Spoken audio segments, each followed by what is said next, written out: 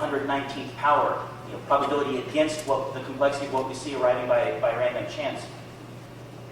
We don't disagree with that general statement. What we want to clarify is natural selection is very specifically non-random. The reason that diversity and complexity arise out of an evolutionary process is because it relies very, very heavily on a specifically non-random process. Yes, the mutations are random, and those are very important. But the selection, whether it be natural selection, artificial selection, sexual selection, all of the selective pressures that are exerted on those replicators are very specifically non-random. And that's critical to understanding the existence of the complexity and diversity that we see.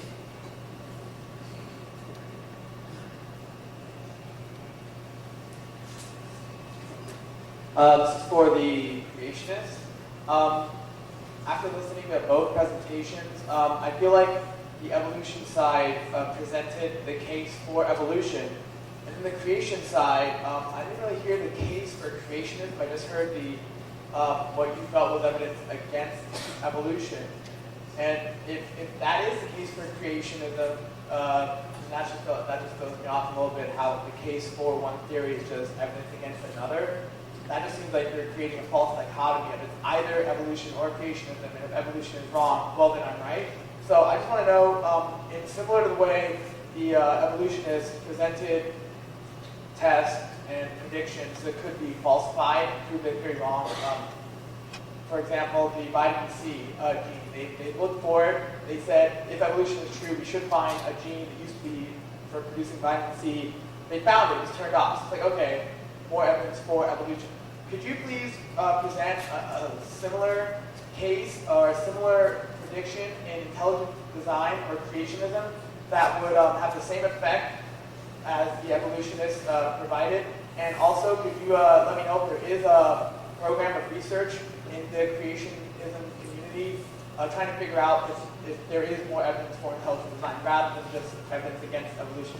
Thank you.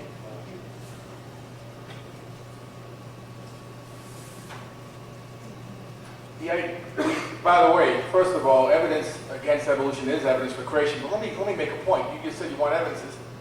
The abrupt appearance of the fossils in the Cambrian period alone is very powerful evidence. They just all of a sudden, you have all these different types of fauna, and just all of a sudden, on one moment of a short period of time, that's powerful evidence for creation. That's abrupt appearance. We accept that. The law of abiogenesis is evidence for creation. Kind begets kind. So you're asking for evidence for creation, but the laws of biogenesis support the creation model. Matter of fact, I have a question for, maybe they can answer this in rebuttal, but what laws of science or law supports the evolution model? We're talking about you want evidence for creation, well, the law of biogenesis supports the creation model. Abrupt appearance in a fossil record, the absence of intermediates in a fossil record support creation. The law of biogenesis, the laws of thermodynamics. When we look at the origin of life, we look at the nature of Miller's experiment. There's an example right there. We look at, which I don't want to discuss, but the bottom line is Miller's experiment showed that life could not start in a bubbly pond millions of years ago. Matter of fact, there's an article just out this month talking about that, where they basically say this pond, this idea of the pond 80 years later, they say, hey, it doesn't work, which is interesting because we creationists do it all along. The point is, those are arguments for creation. So I guess I'm missing a point. I mean, the arguments, the laws of science support the creation model. Okay? But I just gave examples that support the creation model. Those laws of science support the creation model. Abrupt appearance, design, complexity, these are support for the creation model. You have anything to say about that?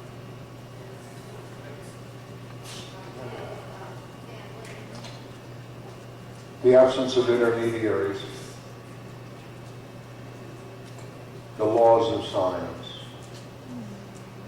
are, as Rich said, evidence. Can you do an experiment that will establish intelligent design creation? Yeah. Animal breeders do it all the time. Kind follows kind. Moses wrote that thousands of years ago.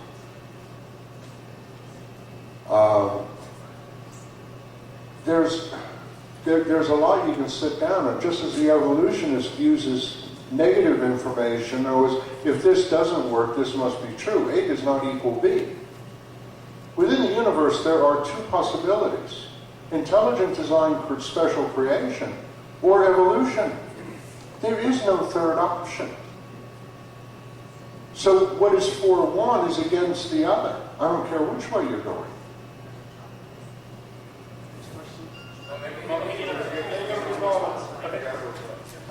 Just a couple quick things. The Cambrian radiation that you've mentioned a few times, and I will call it radiation because I don't think anything that takes 50 million years can be called an explosion.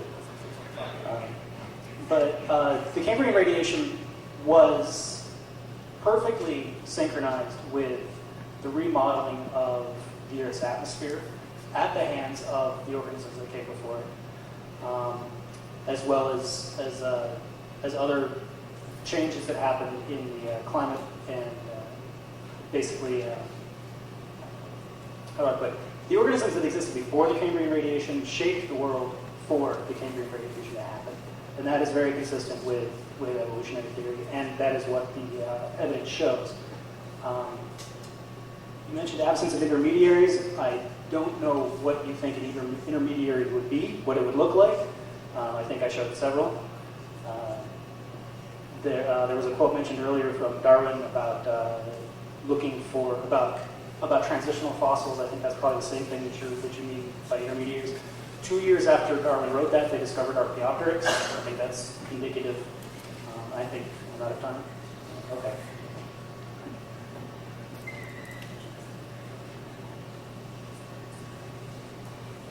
All right, the evolutionary scientists are what, 1801, 200 years old, more or less. How do we account then that a Bronze Age people in the desert would get the order of creation correct? Water coming out of the rock, water coming out of the dry land forming, the plants forming, then the trees, either sympathetic or sacred. Trees were formed first, then the fish, then mammals, and the last lead was man. We didn't know this until within the last 50 years, but they knew it back then, the Hebrews knew it back then 4,000 years ago. A precise process of evolution or creation, if you will, written in the scriptures that you guys have proven. We didn't know the fish were before dinosaurs. You guys found out first. We only know it in the scriptures. So we have much to thank you for on that level. You're welcome. Thank you. How would that be accounted for then? That it's laid out in the scriptures in Genesis, and you have confirmed it. How could that be? How could the Bronze Age people have that precise line of? Okay. I want to first make a statement purely because I can't resist, and I think I'll actually answer your question. Galileo was excommunicated from the Catholic Church for proposing that the earth revolved around the sun because it contradicted what people at the time thought Genesis accounted for the creation of the universe. And over time, and it's only recently, by the way, it's only very recently that the Catholic Church officially changed its position on that and said, no, we were wrong, Galileo was right. But to say that it is a completely accurate account of the history of life, I think it's fair to say is subject to some interpretation of the biblical text itself, which really kind of leads me to the real answer to your question, which is evolution doesn't come, the predictions that evolution makes, or what we would expect to find in an evolutionary model, don't flow from what we would or wouldn't expect to find if the Bible is true. The Bible may be true and the Bible may not be true, and evolution in no way is shaped or formed to address those issues, either individual issues within the Bible or the biblical perspective as a whole. All the theory of evolution does is explains a very broad range of observations we have about the complexity and diversity of life, about the relatedness of species, about the biogeographic distribution, about the fossil record, a broad range of observations about life the theory of evolution explains. And whether that lines up with one religious model or another religious model, is completely irrelevant to the development of evolution itself. You know, if you look at evolution and say, this gives me more call to believe in God and to confirm the faith that I have, you won't be alone. There are millions of people across this country and across the world who take exactly that stance to say, what I've learned from science confirms my